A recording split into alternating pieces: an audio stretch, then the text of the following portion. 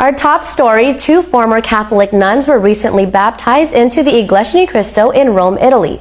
We got a chance to speak with Teresita, one of the former nuns, and learned about her journey from devout Catholic to faithful INC member. Teresita Garcia wanted to be a nun ever since she can remember. So, nagkaroon ako ng desire, no, na sabi ko, gusto ko maging madre. So it was a dream come true when she took her vows in 2002 in the Philippines, and even more so in 2006 when the nun general brought her to a convent in Rome, the heart of the Catholic religion.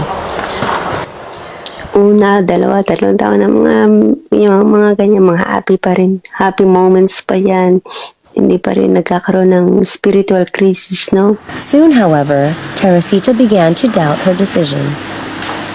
Sabi ko nun, bakit kaya may mga ganitong, may mga larawang pang sinasamba, ganyan. Marami akong questions. Wala silang maisagot. At the end, sabi ko, hindi na ako masaya. 2014, she packed her bags and left the convent, moving into an apartment just steps away from the Vatican.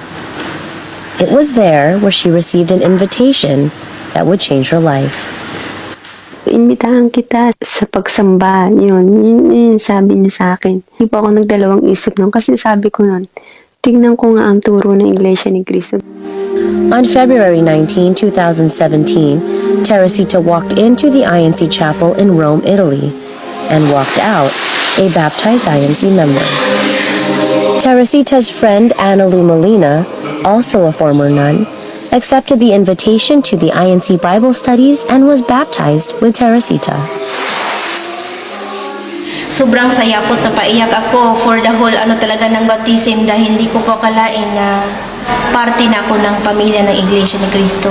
Aking ipinapangako na ngayon bilang kaanib ng Iglesia Ni Cristo na ipapalaganap ko ang aking pananampalataya, aking ipapahayag sa buong mundo na ang Iglesia Ni Cristo ay totoong relihiyon.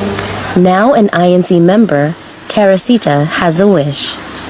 Desire ko pong ma-meet si Kay Eduardo Manalo po kasi po gusto ko pong magpasalamat ng buong puso po sa kanya at saka sa kanyang pamamahala po na tinataguyod po niya